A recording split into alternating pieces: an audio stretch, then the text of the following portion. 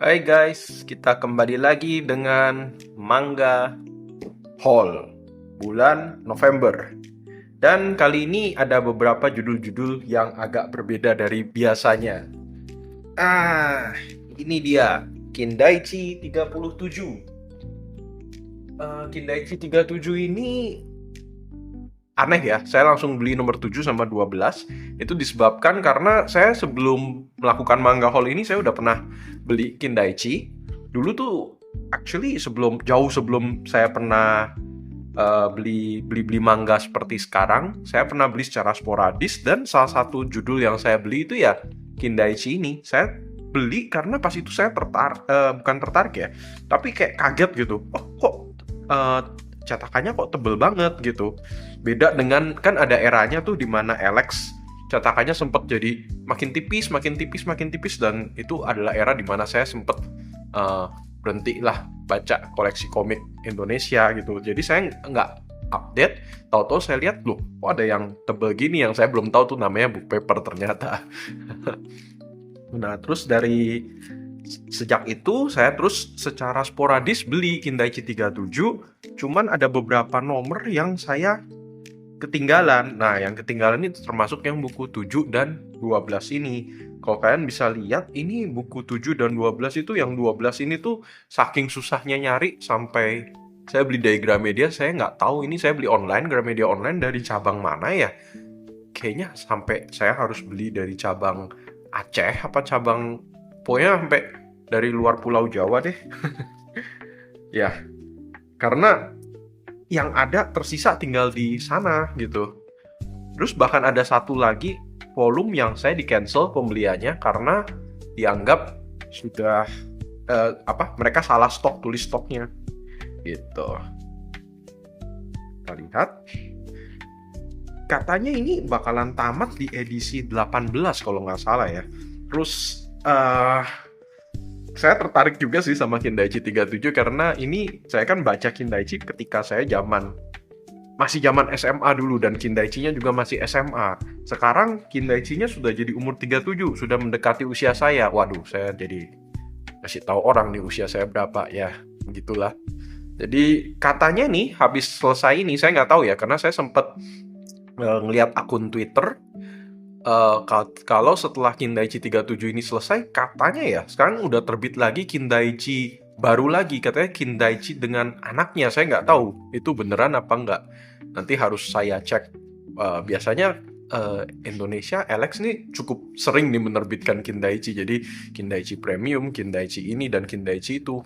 Semoga nanti setelah ini kalau lancar terbit sampai tamat, semoga yang berikutnya juga diterbitkan lagi Kindaichi 37. Overall, saya baca baru sampai volume 3 atau 4 dan enjoy-enjoy aja sih ya. Kas Kindaichi lah, kasusnya tuh termasuk nggak terlalu bombastis seperti Conan, tapi lebih membumi lah kalau Kindaichi itu. Jadi kasusnya biasanya agak lebih panjang, kemudian penyelesaiannya tuh juga dijelaskan satu demi satu deduksinya sama Kindaichi-nya. Dibandingin Conan kan biasanya tuh lebih cepat ya, satu volume tuh kadang-kadang bisa 1 atau 2 kasus kalau Conan. Kalau Kindaichi 1-2 volume kadang-kadang baru selesai satu kasus, atau paling nggak 1,5 volume baru selesai satu kasus. Ya gitu aja. Itu yang manga haul yang pertama, Kindaichi 37 volume 7 dan volume 12.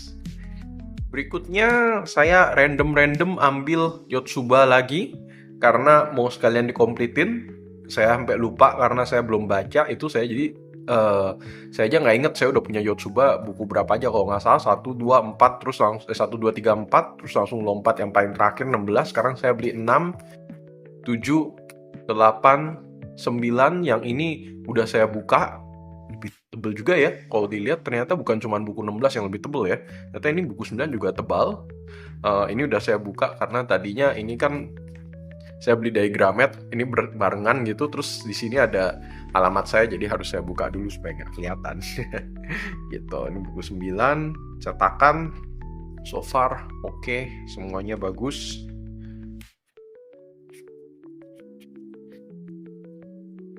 Kertasnya oke, cetakannya tajam kalau kalian bisa lihat. Oke. Memuaskan lah. masih belum saya baca. Udah berapa ini nih, berapa minggu sejak saya beli dari yang pertama, tapi belum. Nunggulah nanti kalau udah lengkap aja baru saya baca deh. Santai gitu, bacanya pelan-pelan aja. Untuk komik yang saya baca sendiri nih, anehnya saya justru belum baca komik-komik yang saya beli. Karena saya justru ada sewa komik, karena kebetulan di kota saya masih ada tempat sewa komik, dan ada satu title yang disarankan buat saya. Judulnya apa ya? Sebentar ya, saya cek dulu. Halo, ya kembali lagi. Ini yang saya sempat pinjam dari persewaan buku. Ini bukan punya saya nggak beli ini. Change the World, Bloodthirsty Killer from Today. Nah, yang bikin mangakanya Yuya Kanzaki. Ini justru saya ada 5 volume, saya baca kemarin dan sudah tamat semuanya.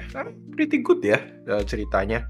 Awalnya itu kan tentang seorang kayak bukan hikikomori ya. Pokoknya seorang pecundang lah, orang yang tinggal di warnet yang kemudian secara tidak sengaja bertukar tubuh dengan seorang polisi yang hebat gitu, yang keren, tapi ternyata itu polisi Dexter alias pembunuh gitu. Ya gitulah. Terus ya tentu saja sekarang karena mereka berdua ada di badannya tukar badan, yang polisi yang pembunuh itu ada di badannya si pecundang, kemudian si pecundang justru ada di badannya polisi, terus terjadilah ya kejar-kejaran kucing tikus antara keduanya untuk merebut kembali badannya mereka masing-masing. Itu ceritanya, intinya gitu. Tentu aja ada banyak plot twist di dalamnya, tidak saya sangka. Ini by the way, ini apakah ini kepotong ya? Ini kelihatannya jelas nih kepotong nih, kurang bagus ini cuttingnya. Kelihatannya sih kepotong ya. Itu. Ya nggak tahu deh, saya nggak ada pembandingnya juga sih ini. Ya overall masih aman lah. Coba tidak jelek. Coba kita buka buku 6-nya.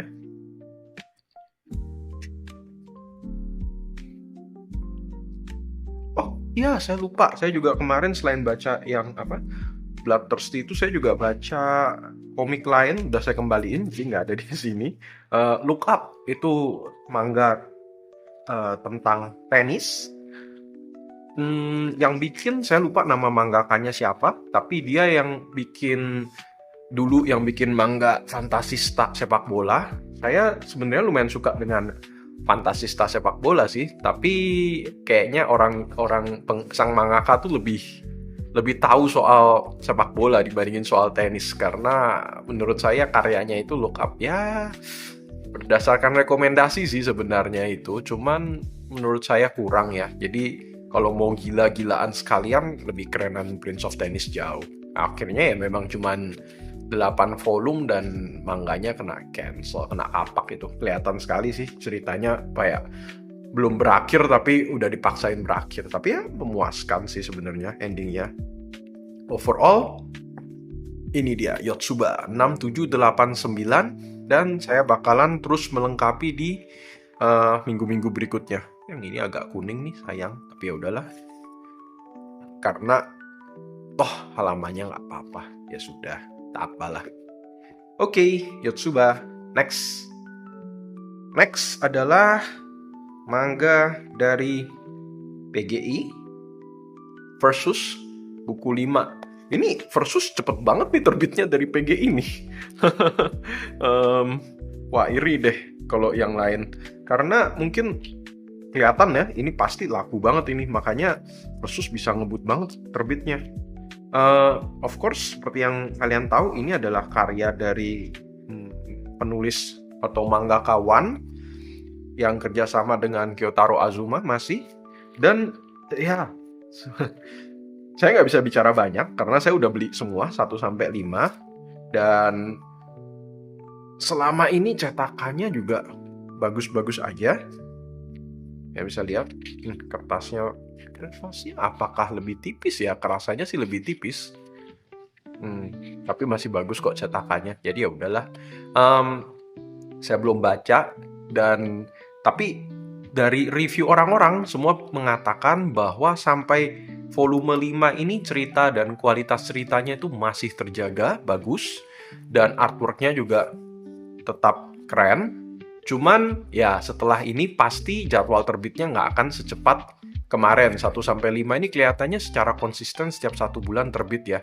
Cuman setelah ini karena udah ngejar terbitan Jepangnya, jadi dan buku 5 ini kalau nggak salah juga terbit di Jepang itu barusan, paling baru 1-2 bulan itu terus udah bisa keluar terbit Indonesia, luar biasa, makanya cepat sekali.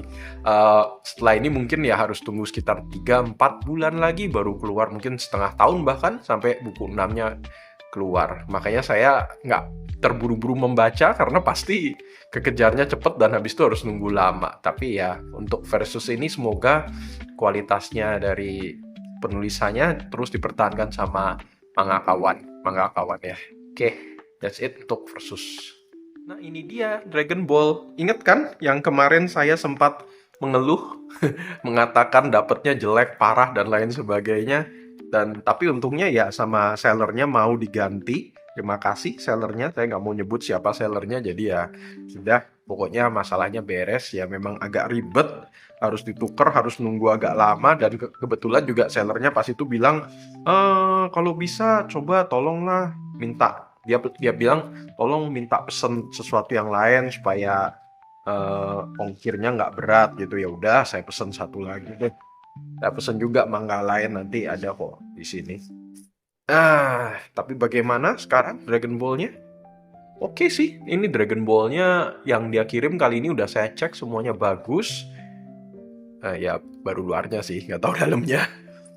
So far halaman warnanya katanya banyak berkurang untuk edisi ini. Tapi memang karena asalnya juga begitu, jadi ya nggak bisa disalahin gitu. Oke. Tapi masih ada sih katanya sih. Mari kita lihat ya, kita cek halaman. Dapat apa nih? Oh, dapat pembatas nih kayaknya nih. Bookmark. Kita singkirkan dulu. Oh iya, masih ada. Masih dapat, walaupun nggak banyak. Katanya kali ini jumlah halaman warnanya berkurang. Gitu.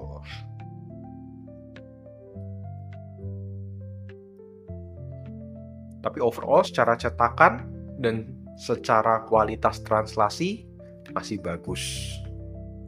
Spread page-nya keren banget yang ini ya.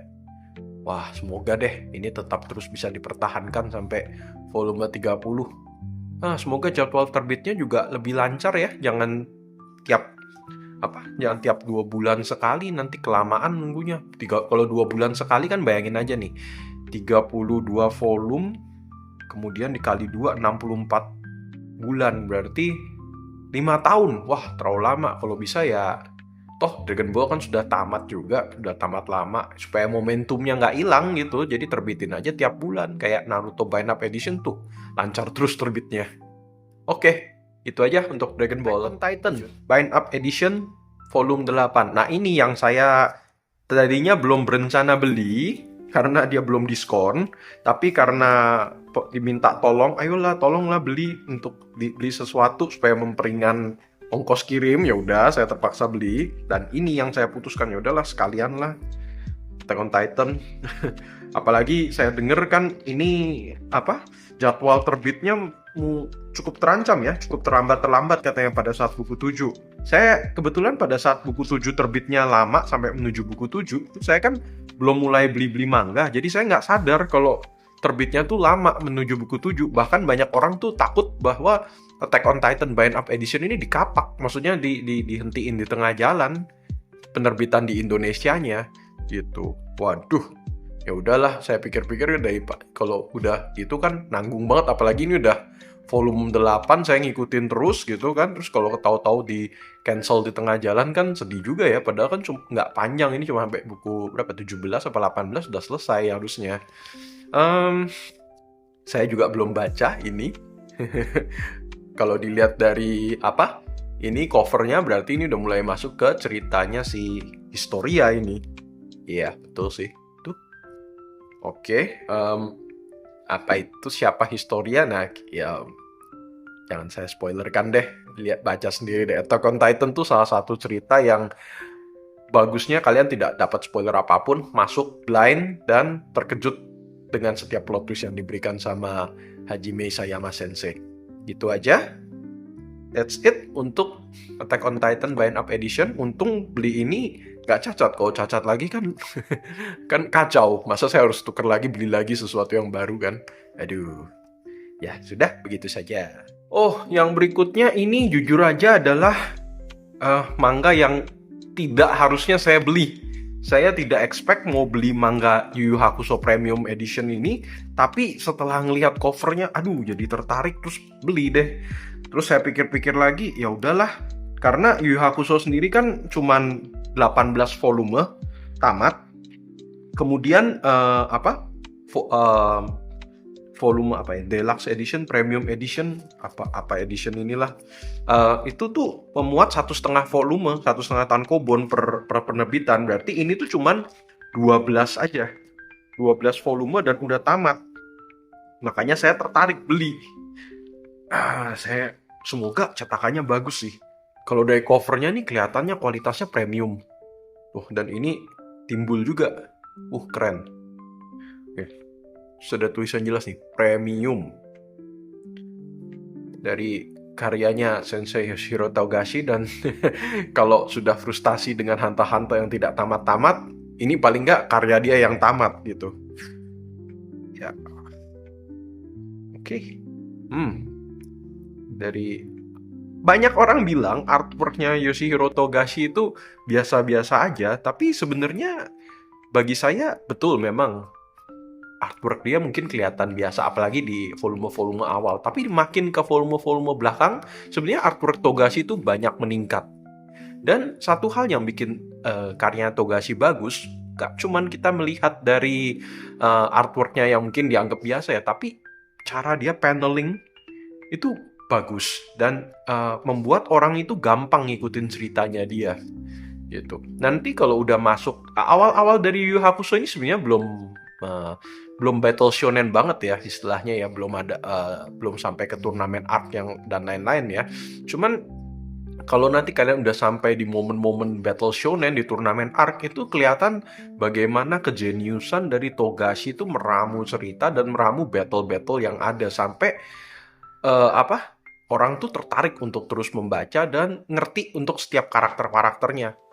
Dark Tournament Arc di Yu Yu Hakusho ini menurut saya masih turnamen arc terbaik dalam dunia manga sih. Dan banyak sekali orang yang mangaka lain itu meniru formula yang dimulai dari Yu Yu Hakusho. Dan hebatnya walaupun banyak yang meniru, nggak banyak yang bisa menyamai. Bahkan yang paling meniru Yu Yu Hakusho itu bisa dibilang dengan format turnamen arc-nya itu kan Flame of Recca kan.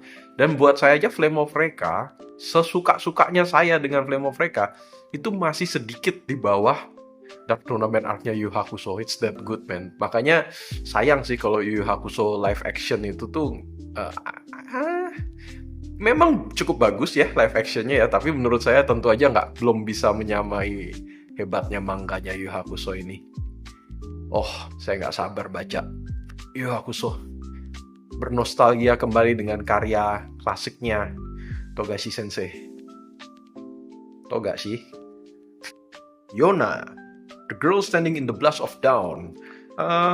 Keluar buku 5-nya langsung beli.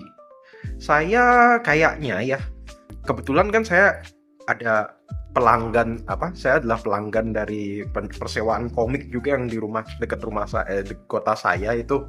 Nah, dan saya sudah sempat tanya sama mereka, punya Yona nggak ya? Karena saya gini, kalau saya membaca Yona ini satu-satu nungguin book papernya, mau kapan baru kekejar gitu kan? Karena kan Yona udah tamat ini akhir bulan ini atau bulan ini, kok nggak bulan lalu tuh tamat kan setelah 16 tahun.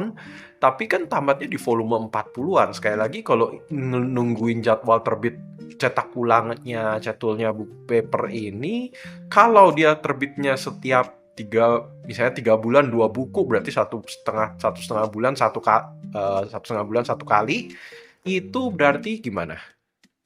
40 kali 60-an bulan juga. 5 tahun. Kayak nggak sabar saya nungguin selama itu. Sementara yang terbitan biasanya udah cukup jauh, udah hampir ngejar yang volume Jepangnya, tankobon Jepangnya. Jadi mungkin saya baca nanti sampai buku 5 ini, saya tetap akan koleksi versi book papernya, tapi saya langsung ngejar nanti pinjem komiknya aja lah untuk tahu ceritanya Yona. Karena kalau saya pikir-pikir, saya suka buku satunya, tapi saya tuh ragu mau lanjut terus maksudnya saya ragu mau lanjut bacanya karena saya pikir nanti kalau terhenti di buku 4 atau pas itu 4, kalau terhenti di buku 4 saya nggak sabar ngikutin ceritanya, nanti masa saya beli yang bukunya yang versi bukan book paper gitu kan, yang tipis-tipis itu kan jadi kertas koran gitu kan, nanti koleksinya jadi nggak nyambung. Jadi kalau sekarang saya udah tahu, makanya saya tanya di sana, ternyata mereka punya koleksi Yona lengkap. Ya udah, saya sekarang mungkin malah habis ini saya bakal kejar Yona nih baca nih, karena saya bener-bener suka buku satunya. Medalis. Ini satu lagi. Saya ini orangnya tuh gampang terpengaruh bisa dibilang ya. Jadi ini ada lihat manga haul dari, saya nggak enak nyebut namanya sih, tapi ya mungkin tahulah kan, yang suka nunjukin manga haul mereka kan nggak banyak kan di YouTube Indonesia, ya kurang lebih itulah gitu. Saya lihat kok keren banget nih artworknya, jadi saya kepincut. Kemudian saya pikir ya udahlah, saya coba dari story-nya yang nunjukin artworknya kok keren. Kemudian ngelihat art selain artworknya, saya lihat cetakannya juga dilakukan dengan bagus sama PGI gitu kan. Terus habis itu saya denger animenya juga banyak mendapat pujian. Saya udah sempat nonton episode pertama animenya. So far it's okay, nice start, tapi belum ada sesuatu yang sangat spesial sekali sih. Cuman banyak yang bilang it gets better and better setelah itu. Nah, ada yang bilang animenya itu worthy dalam artian hal-hal yang minus di manganya diperbaikin di animenya. Tetapi juga ada yang bilang beberapa momen yang ada di manganya ini, terutama bagian kayak keindahan skatingnya tuh nggak sepenuhnya bisa ditranslasikan di animenya. Jadi kata orang ini Medalis adalah salah satu cerita yang kamu baca manganya maupun nonton animenya tuh you won't go wrong lah untuk itu. Jadi saya sih penasaran gitu. Saya nggak tahu sama sekali soal figure skating sebelum ini, tapi itu bukan berarti saya nggak mau mencari tahu lebih lanjut. Kalau saya dapat bonus apa nih? Keren juga, kartu pos. Oke, Ian. Kalau nggak salah figure skating itu Yuri on Ice itu termasuk figure skating nggak ya guys ya? Saya nggak nonton itu animenya, dan saya bahkan nggak tahu itu ada manganya nggak. Jadi ini benar-benar bakalan jadi perkenalan pertama saya dengan olahraga figure skating, dan itu sesuatu yang saya suka dengan manga. Sering sekali saya menjadi tahu hal-hal yang olahraga, atau hal-hal nggak cuma olahraga, hal-hal yang kadang saya nggak tahu tuh saya taunya justru dari manga, karena mereka menceritakannya dengan enak. Contohnya American football itu saya tahu dari mana, dari iShield 21, bukan dari NFL. Kemudian bola voli saya nggak akan pernah tahu detail-detail mengenai bola voli kalau bukan Haikyuu. Percaya nggak percaya. Dan saya harap ya ini figure skating, saya akan jadi lebih tahu soal figure skating dari The Medalist. Percaya nggak percaya, memang kadang itu cerita manga ini bikin saya justru lebih tahu tentang sebuah topik yang tadinya saya nggak tahu. Akhirnya Vagabond, buku 1. Kemarin saya dapatnya buku 3, jadi saya nggak berani buka. Nah, sekarang buku 1, akhirnya saya berani buka nih. Iya, semoga nggak ada cacat. Saya dapat tentu saja dari Sinar Starbucks. Karena kalau nggak salah minggu lalu mereka baru mulai restock ulang untuk ini. Dan oke, saya nggak tahu nih, semoga kualitasnya bagus ya.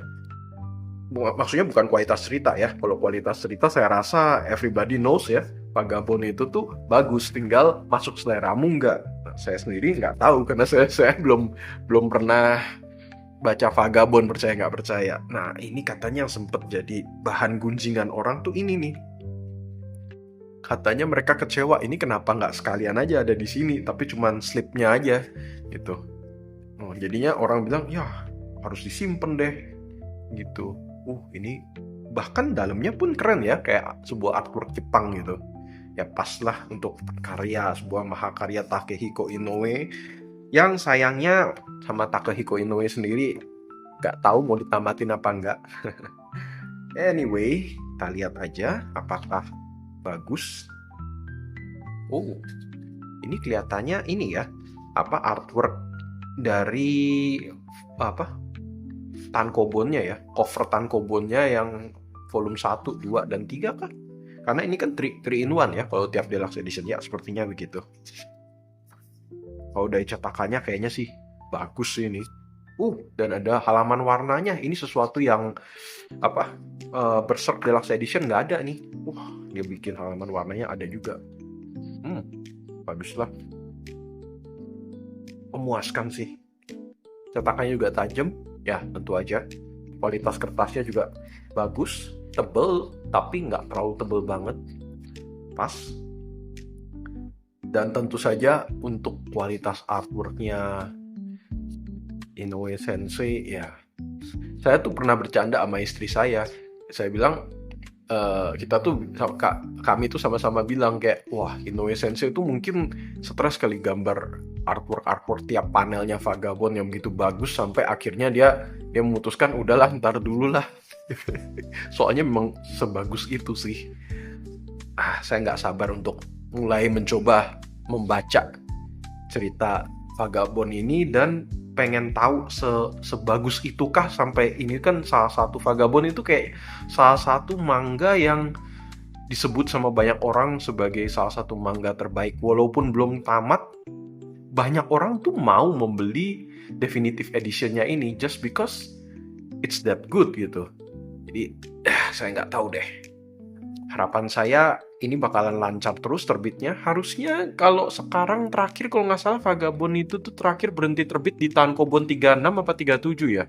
Volume 36 37 berarti kalau dengan definitive editionnya 3 edisi per 1 begini berarti harusnya sampai buku 12 ya. Semoga lancar karena saya lihat so far udah sampai buku 3 lancar-lancar aja, hampir tiap 1-2 bulan dia keluar terus. Gitu. Berarti bentar lagi bakalan keluar yang keempat. Puas deh. Puas. Keren nih. Ini layak nih sama Berserk dan Vinland Saga untuk masuk dalam koleksi yang Deluxe Definitive Edition saya. Dan ini kayak dari faux fabric gitu ya. Bagus ini. Cuman takut kotor juga ini kalau bacanya nggak hati-hati nih. Nah, ini satunya lagi yang saya dapatkan dalam book war enggak lah, maksudnya restocking minggu lalu dari Sinar Star Books. Makoto Yukimura punya Vinland Saga Deluxe yang book 7 sayangnya. Jadi saya masih belum dapat book satunya, jadi ya tetap aja ini belum bisa saya buka. So far berarti saya udah dapat yang buku 3, buku 3, 5, 6, 7. Jadi yang masih kurang 1, 2, 4 berarti ya. Semoga deh sebentar lagi kalau dia restock lagi Vinland Saga Deluxe yang buku 1, 2. Saya nggak sabar sih pengen baca, apalagi Vinland Saga ini kan nggak kayak Vagabond sama Berserk, yang satu penulisnya meninggal nggak bisa tamat, yang satu penulisnya nggak mau namatin. Kalau yang ini kan udah tamat gitu, jadi kayaknya tuh mau dimulai dibaca tuh nggak tegang gitu. Bukan nggak tegang, maksudnya nggak pusing gitu, karena pasti tahu konklusinya ceritanya bagaimana dari si Thorfinn kan. Oke, itu aja Vinland Saga Deluxe Book 7. Sebenarnya saya kayaknya untuk paruh kedua nanti November, karena kemarin ini saya barusan dapet, bukan kemarin, ya pokoknya dalam minggu inilah saya pas syuting ini saya udah dapet Vinland Saga Deluxe lagi, tapi book 5 kayaknya. Book 5 ya? Ya, gitulah. Book 5 ya. Jadi yang itu saya bilang 3, 5, 6, 7 saya udah punya. Gitu. Oke, Vinland Saga Deluxe. Next. Ini dari Komikus Indonesia. Ini katanya ada, saya tuh nggak mendatangi Komifuro dan pameran-pameran komik lokal di Indonesia. Kemarin kan sempat ada juga yang di Jogja itu, saya nggak bisa datang karena kebetulan saya bukan bertempat tinggal di sana, saya juga bukan bertempat tinggal di Jakarta, jadi agak sulit untuk mendatangi kota-kota tersebut gitu, cuman untuk istilahnya pameran komiknya gitu. Tapi dari banyak orang YouTuber, saya lihat, saya merasa tertarik terutama dengan ini. Sebuah komik yang bentuknya dari kaset, unik deh gitu. Jadi saya baru tahu kalau yang pengarangnya ini namanya Kakak Cat Splat gitu, dan setelah saya lihat ternyata dia juga jual untuk versi offline, ya bukan offline, maksudnya versi di luar pameran gitu. Jadi saya kontak dia dan ternyata dia bersedia menjualnya. Jadi ya udah, saya pesan, saya beli, dan unik lah, enjoy kok ini bacanya. Ya nggak terlalu tebal ya. Untuk yang ini lebih tebal sedikit, maksudnya bukan tebal banget ya. Gini, ya saya nggak bisa, ya kalian beli sendirilah supaya support komikus Indonesia juga. Dan ini juga menyenangkan, ada playlistnya juga yang udah disiapin sama penggambarnya, sama artisnya Kakak Cat Splat ini. Bagus kok, playlistnya juga enjoy, walaupun playlistnya tuh waktunya 1,5 jam. Lebih cocok untuk kalau kalian melakukan Eternal Night Drive, bukan cocok untuk baca ceritanya ini. Kalau kalian baca ceritanya ini, satu lagu belum selesai, udah selesai sih. Ya gitu. So pretty good gitu. Saya suka nih judulnya nih, Heaven is an Eternal Night Drive. Bagus banget judul. Dan terakhir ini bukan manga, bukan komik juga, karena kali ini nggak ada komik, tapi ini novel yang sudah saya tunggu-tunggu, Harry Potter The Goblet of Fire. Kalau kalian adalah seorang Potterhead atau mungkin bukan Potterhead sekalipun, asal tahu aja, kayaknya common knowledge ya, judul-judulnya buku Harry Potter, berarti ini adalah buku yang keempat interactive edition ya. Jadi ada selain versi novel biasa itu kan, saking terkenalnya Harry Potter kan, dia punya berbagai versi tuh. Ada yang illustrated edition yang dibikin sama Jim Kay, dan yang ini interactive edition yang bikin dulu Mina 5 itu, kalau nggak salah mereka tuh memang yang bikin propnya untuk film-filmnya Harry Potter. Saya nggak tahu bener nggak, tapi katanya sih gitu di websitenya. Cuman sayangnya saya nggak tahu kenapa setelah Prisoner of Azkaban masuk ke buku 4, kok Mina 5 nggak melanjutkan lagi bikin ke Goblet of Fire buku keempatnya gitu. Jadi setelah buku keempat sampai buku ketujuh nanti, berarti Deathly Hallows, yang menangani saya nggak tahu gimana, apakah bakalan beda-beda atau sama. Tapi untuk yang ini, yang ngambil alih Carl James Montfort ini, karena saya juga merasa udah tanggung ya, udah koleksi sampai buku ketiga, jadi ya saya tetap lanjut di buku 4-nya ini gitu. Semoga tetap bagus dan tetap interaktifnya tetap dapat gitu. Kalau yang kemarin sih buku 1, buku 2, buku 3-nya sih keren-keren sih. Saya baru baca setengah buku 1, karena saya udah pernah baca Harry Potter sebelumnya sampai tamat, dan saya ulang buku 1-nya cukup keren sih, sampai udah masuk ke dalam Hogwarts-nya segala itu. Banyak pernak-pernik magicalnya tuh dapat banget. Walaupun kadang-kadang memang agak tegang gitu kalau mau buka tempat yang ada interaktif part-nya gitu. Nah, so far ilustrasi dan lain-lainnya dapat sih. Ya semoga nanti saya akan, kalau udah selesai baca, mungkin saya bisa kasih review lebih detail untuk tiap buku-bukunya. Semoga aja kualitasnya tetap bertahan walaupun udah nggak ada Mina 5. By the way, Mina 5 untuk yang penasaran, mungkin bisa cari tahu kenapa tuh Mina 5 memutuskan untuk kalau nggak salah bukan Mina 5-nya yang nggak mau melanjutkan kerjasama. Tadinya saya pikir gitu, karena kan kemarin kan J.K. Rowling sempat ada kontroversi ini itulah ya. Jadi itu kan membuat, mungkin saya pikir Mina 5 kemudian merasa kurang nyaman kerja di proyek Harry Potter. Tapi ternyata enggak, katanya malah justru Mina 5-nya yang diminta untuk tidak melanjutkan. kalau dari statement yang mereka berikan. Jadi sebenarnya mereka mau melanjutkan ke buku 4 ini, tapi justru mereka nggak dikasih. Kalau yang Illustrated Edition kan sama juga tuh, si Jim Kay nggak meneruskan, tapi kalau itu katanya karena Jim Kay kan sudah bikin sampai buku 3 atau buku 4, ditangani terus sama dia, terus dia kena mental breakdown, jadi dia memutuskan untuk stop dan dia fokus untuk mental health-nya dia dulu, dan kemudian buku yang selanjutnya ditanganin sama temennya yang dia tunjuk sendiri untuk melanjutkan stylenya dia secara lebih mendekati supaya ada kesinambungan lah. Saya nggak tahu kalau yang ini bagaimana gitu. Oke, gitu saja buat yang suka Harry Potter. Saya rasa ini layak sih untuk dikoleksi. Saya nggak tahu kalian lebih suka yang Illustrated Edition atau Interactive Edition. Kalau lebih suka gambar dan artwork mungkin Illustrated Edition.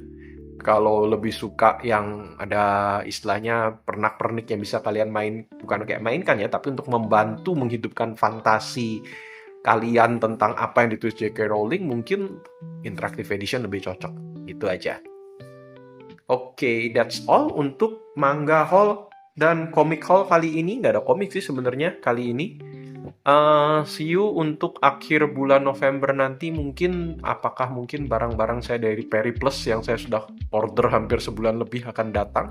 Semoga begitu. Oke, that's all and goodbye.